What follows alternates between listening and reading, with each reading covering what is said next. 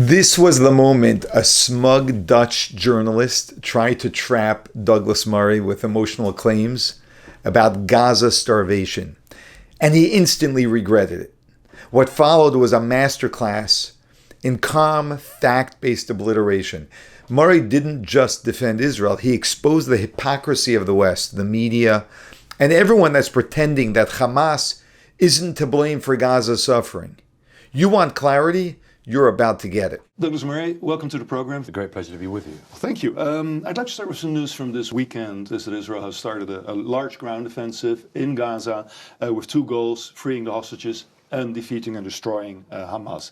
Now, a lot of people who have stood by Israel after October 7 currently have doubts, as I'm sure you've seen as well. They say, look, Israel's going very far, inflicting a huge amount of damage on Gaza, and this should stop. Even allies of Israel have said this. What do you think of that? Which type of allies? Which type? Well, I mean, Macron or Starmer Macron, who just last week welcomed the new leader of Syria. As Donald Trump. Hang on. Donald Trump has not yet had him to the White House. The very recently jihadist leader of Syria was welcomed by Macron in Paris, but currently Benjamin Netanyahu would not be allowed to Paris without a possible arrest under the ICC. So, but does that disqualify Macron? It's hard to see somebody as an ally who would arrest your leader, a democratically elected leader. That's a tough one for many people. I would think that if the Netherlands, if this country had been attacked in the way that Israel was on the 7th of October. I would like to think that if this country was sitting and had been attacked on the 7th of October and thousands of Dutch citizens had been killed in their homes, burned alive, raped, tortured, hundreds more stolen into captivity and held in tortured dungeons and chambers underneath the ground right by your territory. I would like to think that your friends, people like I would count myself, would defend your right to do anything you needed to get back your hostages and kill or capture everybody who carried out that terrorist attack. That's what Israel is doing.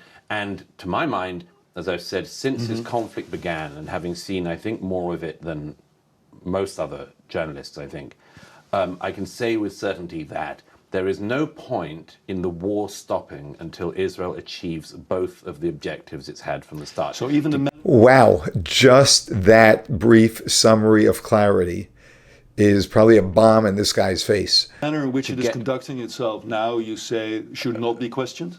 Well, it can be questioned, of course. You'll question it, I'll question it, yes. Everyone will question it. Everyone in Israel will question it. But the point is that since the beginning of the war, the stated war aims of the Israeli government have been the same: to get back every hostage, not just the ones who've been born abroad or who have dual citizenship or who are children who can come back in coffins if Hamas allows it, but every single remaining hostage. And secondly, to make sure that Hamas is utterly destroyed. Now, as I have also said since the beginning of this conflict, every conflict involving Gaza, Hamas, Israel, since the withdrawal in 2005, has ended in effectively a draw. Israel manages to, Hamas launches rockets into Israel, Israel sends its troops in, loses troops to try to stop it. They get to a stalemate because the international community and people in The Hague and elsewhere say you've really got to stop. And all they do is set up the preconditions for the next round of the war. Which means that you say Israel should continue what it is currently doing despite all the international criticism? Of course. Well, the first point here is he's exactly what he just explained so simply, that the West has continuously actually prevented this hostility from ending by always stopping Israel smack in the middle of their response. In spite of the international criticism, because the international critics of Israel mainly don't know what they're talking about. And, by the way, would never behave as well as Israel has behaved if this happened to their citizens. I seem to remember that when, for instance, ISIS attacked the Bataclan and elsewhere in Paris, and François Hollande, quite rightly, with his allies in Britain and America and elsewhere, sent planes in to bomb the hell out of ISIS in Mosul and elsewhere. We did not spend very much time wondering about civilian casualties, did we? When we sent in our Kurdish allies to go and kill ISIS, we were not looking at civilian body counts. But just the point I wanted to bring to was this. There is, as I've said from the beginning of this war, no point in putting out 3/4 of a fire. There is no point in putting out 90% of a fire. If you want to put out a fire, you put it out 100%. Hamas has to be put out 100%, operationally incapable. When that happens, the citizens of Gaza may have the opportunity to rebuild without the terrorists in charge. Yes, but then they will still have to be alive. And as you are well aware... Well, of course, they're mainly alive. Yes, well, currently there's also a lot of criticism, and I think rightly so, of the fact that Israel for now more than 2 months has withheld food, medicine, water, electricity from Gaza. And also those same people I just mentioned, Western countries, allies of Israel, have said you should not do this. And even generals within the Israeli army say famine is now really, really imminent. It's not. In Gaza. It's Israeli generals saying this. It's not me saying this. I know, but I've seen the crossing points. I've seen the amount of food that goes into Gaza. Not for the last couple of months. Well, you'll know, by the way, that... Well, the Israelis have managed to make sure throughout the war that Gaza keeps electricity going, which is reliant on Israel. Amazingly enough, one thing Hamas didn't do whilst it was in power was to spend money on the energy infrastructure. If only they hadn't have used all that money for rockets and for murdering Jews, maybe they could have made an energy infrastructure. But still, throughout the war, the Israelis have given electricity to the Gazans. They have continued to allow all the necessary food into Gaza. If you go to Gaza and you see the citizens, they do not lack for food. In fact, many of the Gaza citizens, if you look at the amount of food that has gone in, even in recent months, it is more than the daily recommended allowance of the UN on food that people need. So, Douglas, how come then that the entire international community and also a well-known and good journalists say, look, there is a tremendously terrible situation. Well, even Donald Trump said a lot of people are hungry and suffering in Gaza. Yeah, a lot of people are suffering. Because Israel is withholding food and medicine. It's almost as if you shouldn't vote in a terrorist group to govern you and then keep invading and butchering your neighbors. So it's also the responsibility of the civilians. It's almost as if there's a lesson to learn here, isn't there? I mean, I have managed all my life not to stockpile rockets in my house and fire them at my neighbors. I'm sure you have also resisted this urge. No, I've not done that. I treated you as too pacifist a Dutchman. But I would imagine you've restrained yourself from doing that. I've imagined that, like me, you've restrained yourself from breaking into your neighbours' houses and raping and burning them alive. There is a consequence from continuously starting wars against your neighbour and trying to annihilate them. Well, one other thing is, if you keep trying to annihilate your neighbour, which is what Hamas has tried to do repeatedly, you will pay a consequence. The citizens who you purport to look after will pay a consequence. And if Hamas had have decided to build one bomb shelter in Gaza for the citizens, instead of building an entire tunnel network for their jihadist fighters and for their rockets, things could be different. But there's one other thing that has to be said. Show me one other war in human history where the side that has been attacked, Israel, is expected not to just pump energy into the place that has attacked it, but to keep allowing as much food as the citizens need to sustain them.